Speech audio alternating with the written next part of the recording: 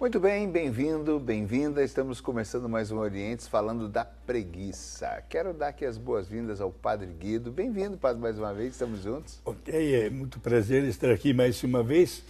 Tratar dos 7 pecados capitais com destaque neste nosso programa Preguiça é um tema não indiferente. Porque, meus amigos, se a Igreja considera pecado é porque alguma coisa poderia também ser evitado diante da tendência humana que nem sempre responde com alegria e com prontidão à sua inteligência, à sua vontade e à sua liberdade. Portanto, nós nos tornamos conscientes da necessidade de agir e de responder sempre bem a todas as inclinações que nos levam a crescer. Muito bem, Padre. Obrigado. Já começou, tá vendo, Evandro? A gente traz aqui convidados especiais. Pois é. Para ser enriquecido. Bem-vindo você também, meu querido. Muito obrigado. É uma honra estar aqui, e principalmente com você. Conheci o Padre Guido aqui, muito querido e uma pessoa... Ele já nem é prata da casa, ele já é ouro da casa. A gente na vida sempre tem grandes e preciosos encontros, né, Lércio? É verdade. E não só você, que é já querido, a gente já se conhece há um tempo, mas hoje conhecendo aqui com o Padre Guido também, muito carismático, muito inteligente.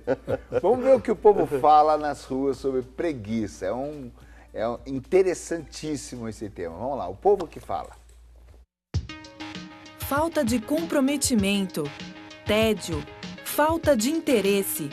Fique atento, pois estes são alguns dos sintomas da preguiça. Mas e você? Sabe o que é preguiça?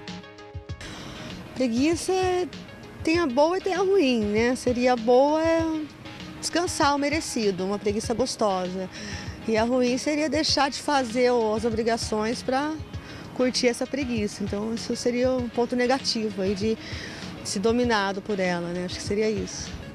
Preguiça é uma pessoa que não tem prazer na vida, é um ócio, é pessoa que se acomoda. Preguiça é quando você não tem vontade de fazer nada, né?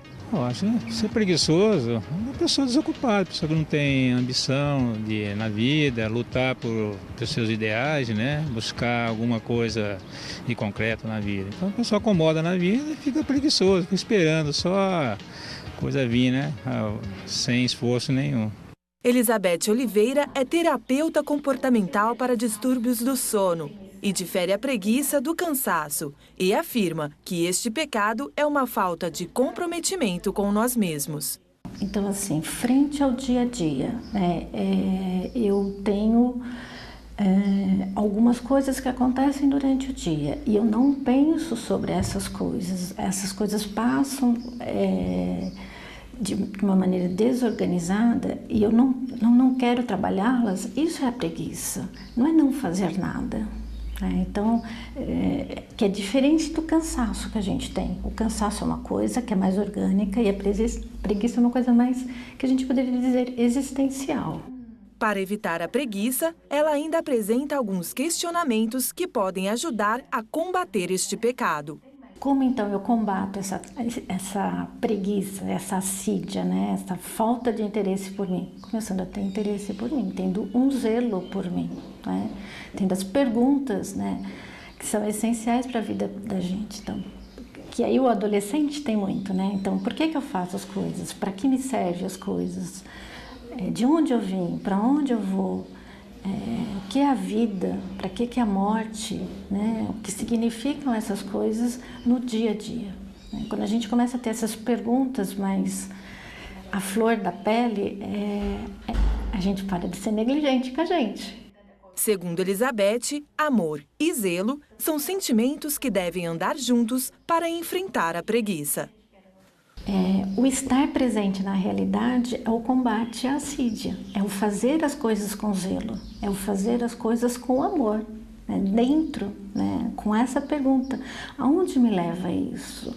Que experiência de amor eu faço, né? Lavando os copos da minha casa, lavando a louça da minha casa? Se a pessoa exercitar, pensar coisas positivas, pensar que pode estar fazendo algum movimento, uma atividade, contribuindo com uma outra pessoa, a preguiça desaparece. No entanto, se você fica parada, sem muitas coisas por pensar, a preguiça vai tomar conta. Muito bem, Padre Guido, aí, o senhor começou dando uma explicação tão boa sobre pode causar situações desastrosas na nossa vida, uma atitude assim, por isso a igreja se preocupa. E aquela terapeuta veio comentando justamente a falta de comprometimento comigo mesmo. Achei tão interessante, porque eu sou o primeiro prejudicado com a preguiça. Exato. Deveria estar aqui no meu lugar um grande santo, doutor da igreja, Santo Agostinho. Este grande santo, inteligentíssimo, chegou a escrever vários livros sobre os pecados capitais. E quando ele escreveu a respeito da preguiça, uma das frases que se tornou histórica e famosa, em língua latina, ele escreveu tudo em latim, foi a seguinte: Qui creavit te sine te, non salvabit te sine te. Parece um jogo de palavras. Traduzindo para o português, aquele cara, Deus, que criou você, sem que você fizesse alguma coisa, não vai salvar você se você não fizer alguma coisa. Por quê? Porque Deus nos criou com a inteligência, com a vontade e com a liberdade. Estas qualidades agem na nossa vida a tal ponto que nós devemos fazer de tudo para viver intensamente a nossa jornada. Agora, eu achei muito bom, padre, porque assim, na minha adolescência, como ela disse, e é normal, deve ser, você como psicólogo deve confirmar pra gente, talvez eu penso, pelo que eu vi na minha vida e até na vida dos meus amigos, dos meus colegas, que é muito comum na adolescência, o adolescente se questionar sobre a vida, querer mudar o mundo, ter as suas revoltas, as suas rebeliões, consertar tudo que está errado, e ele começa a se questionar. Exatamente o que ela fez e falou foi o que eu e um grande amigo meu naquela época fazíamos. Por que eu estou aqui? Para que é isso tudo? Que sentido tem essa vida?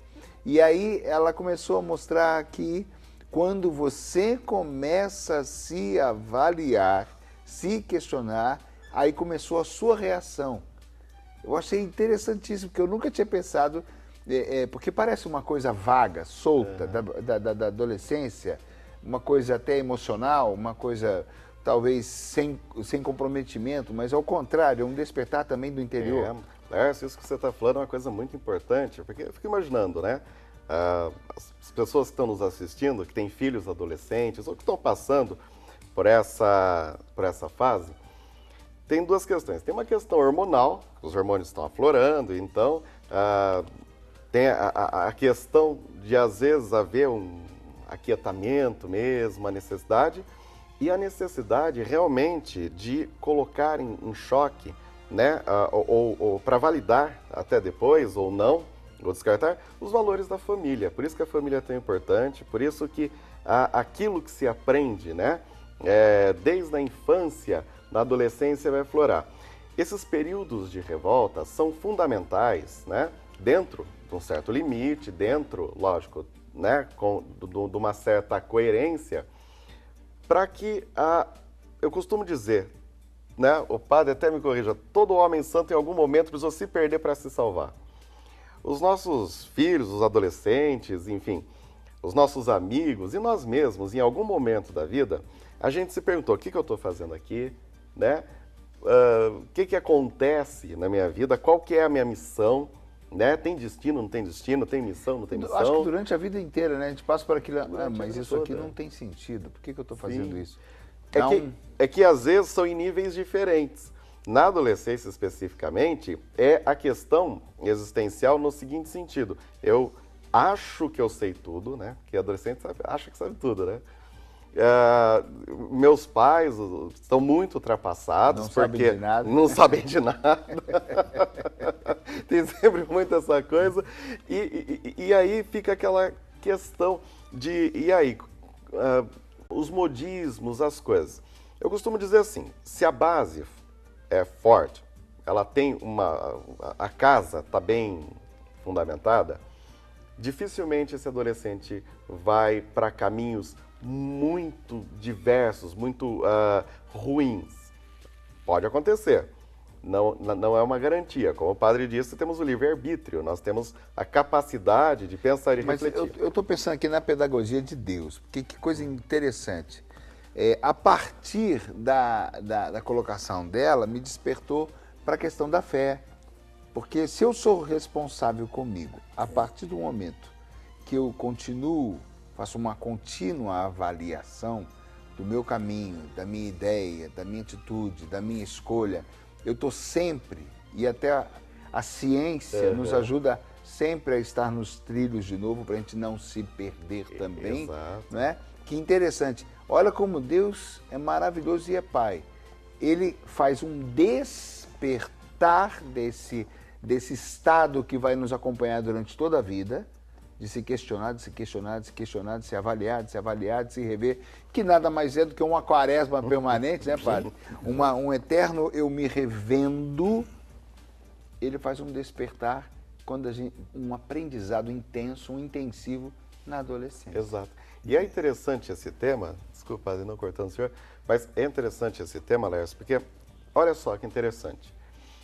A preguiça, ela é diferente realmente do parar, né? Porque o parar é o primeiro passo para a gente ir para frente, porque eu preciso me situar. Em algum momento da vida, todos nós precisamos parar para reavaliar essa autoavaliação, né? E eu costumo dizer que às vezes as pessoas dizem, puxa, mas eu vou ficar parado e não sei o quê. Se nós achássemos que esse parar é igual preguiça, e não é, pelo contrário, é uma atividade intensa, mas interna, que só aparece depois. É igual a borboleta. Enquanto ela é um verme, ela é cinza, ela é feia, ela é uma praga. Ela come, as pessoas querem matar e tal, e ela é rastejante. Ela come do pó da terra. Mas a partir do momento que ela para, ela forma o casulo, ali ela se transforma de tal forma que ela nunca mais vira uma praga, ela nunca mais vai ser rastejante e ela nunca mais vai comer do pó da terra. Ela passa a ser uma borboleta que renasce como uma das grandes belezas da natureza, que Deus, como arquiteto, pintor, pinta lá as matizes dele, e ela passa a se alimentar e conviver com as flores, se alimentar do néctar, de coisas doces. Assim é com o ser humano, essa transformação, né? A preguiça é um problema porque a pessoa, ela não tem esse momento de casulo e ela não tem interesse pelo próximo, pelo outro. Ela não tem interesse real por absolutamente nada. Então, o problema da preguiça é justamente esse. É diferente do momento em que a vida nos impõe ou nos dá, eu costumo dizer, nos dá a oportunidade de reavaliar, de parar, né? Então, Deus, que é todo-poderoso, podia ter criado o universo todo em 1 milésimo segundo. Deus é Deus, Ele faz o que Ele quer. Mas, sabiamente, Ele criou cada coisa no seu dia e descansou. Ele olhou, Ele observou, Ele degustou cada criação, cada coisa. E um ser onisciente, que sabe todas as coisas, que já sabe como funciona, né? E já sabe que vai dar certo. Já sabe que vai dar certo, né? Ele já é o sucesso em si. E para cada dia da criação, por exemplo, no primeiro dia ele criou só a luz. E ele viu que era boa a luz e ele ficou curtindo o dia todo a luz. E aí a gente fala, será que Deus é preguiçoso? Não, isso é contemplação. Isso é uma coisa importantíssima para a vida, que é saber aproveitar. É aquele olhar interno. É você, com a tua criação, ou com a criação, né, com aquilo que Deus te ajudou a criar, você saber degustar, aproveitar e, inclusive, ter gratidão. Então você já está trazendo um outro aspecto. A gente desperta, a gente se reavalia e, diante das nossas escolhas, a gente pode até agradecer, louvar, Sim. degustar. Ô Lércio, cada momento da nossa vida é uma resposta que nós devemos dar a Deus pelo dom da vida que recebemos gratuitamente. Um dos grandes destaques na santidade da Igreja foi Santa Teresina do Menino Jesus, que não chegou nem a uma idade muito adulta, faleceu somente com 24 anos, mas é doutora da Igreja. Esta grande santa, meus prezados amigos, apontou o caminho para santificar um momento presente. Quando chegava a noite, naquele convento, mosteiro de estrita clausura na cidade de Lisieux, na França, quando esta jovem religiosa se retirava no seu quarto, chamado cela, para o merecido descanso noturno, vejam só o que tipo de oração ela fazia. Meu Senhor, eu estou cansada, trabalhei bastante durante este dia, o meu corpo precisa de algumas horas de descanso e vou dormir já. Mas eu quero que durante esta noite, toda vez que o meu coração bater, seja um ato de amor para você. Aí nós temos o segredo para superar qualquer tendência da preguiça. Isto é, até o descanso noturno virava diálogo com Deus. Quando chegava o momento de se alimentar com as demais freiras, Santa Teresinha, no refeitório, fazia uma oração no mesmo nível. Senhor, eu tenho que alimentar o meu corpo. Cada colher de sopa que eu tomar, ofereço como um gesto de amor. Isto é, a pessoa que vive intensamente o seu dia a dia não dá espaço para a preguiça, porque sabe que o tempo é precioso e que deve produzir os frutos desejados, sobretudo como uma resposta de gratidão. Aí entramos agora no tema também, a Deus pelo dom da vida que Ele nos proporcionou. Mas então a gente passa por um tempo que está distorcendo as definições de cada momento. Está botando, como a maneira agora de fazer mix com tudo, né? Um remix. Está botando tudo no liquidificador e destrói, bate tudo. Aí a gente acha que vai parar para refletir, é preguiça. A gente acha que vai parar para rezar, desculpa falar assim, é vagabundo, né? A gente até ironiza, até categoriza pejorativamente a pessoa, porque ela está numa atividade que ela acha conveniente para aquele momento, né? Por exemplo, eu mesmo, quantas vezes eu olhei as pessoas fazendo ginástica e achei até um exagero, a gente olha, né? E é uma inclinação normal. Eu estava chegando de viagem ontem, 10 horas da noite, e as pessoas correndo na rua. E eu falei, mas estão correndo essa hora de quem, né? E a gente brinca, mas essa situação dessa vida atual nossa está transformando pressa o que não deveríamos ter tanta pressa, né? Está transformando em urgência o que poderia até esperar um pouco, e a gente está perdendo justamente esse norte. A gente perde a definição. Por isso que eu estou achando tão oportuno a história da preguiça. Saber que a preguiça é, acima de tudo, uma irresponsabilidade com o que o meu coração pede, com a minha decisão. É antinatural. Antinatural, olha que legal. É uma violência contra a própria natureza. E isso que você falou, Lércio, é um tema muito atual, porque nós tentamos ganhar tempo, a gente inventa um monte de coisa para ganhar tempo e nós vivemos sem tempo. Antigamente você ia descontar um cheque, levava meia hora, né? O cara ia lá conferir a sua assinatura para ver se estava tudo certinho. Hoje você vai no caixa eletrônico, em segundos você tem, e as pessoas continuam reclamando, não tenho tempo. Antigamente as pessoas não tinham acesso a tecnologias como nós temos hoje, para você enviar uma mensagem e tal, você tinha que escrever uma carta, postar, levar no correio. Hoje, um e-mail, um SMS chega em segundos, né? e as pessoas não têm tempo, né? E para as pessoas que são contemplativas, que dão valor... Só para clarear o que você está falando, para exemplificar, a gente não tem tempo ou a gente não tem paciência? A gente não prioriza o fundamental. A gente não prioriza o fundamental. Que é o quê? Tudo que Deus criou é para manutenção da vida e é totalmente prazeroso. As pessoas vivem uma vida sem prazer. Por quê? Porque o egoísmo é desprazer. Aí fica muito claro o prazer, né?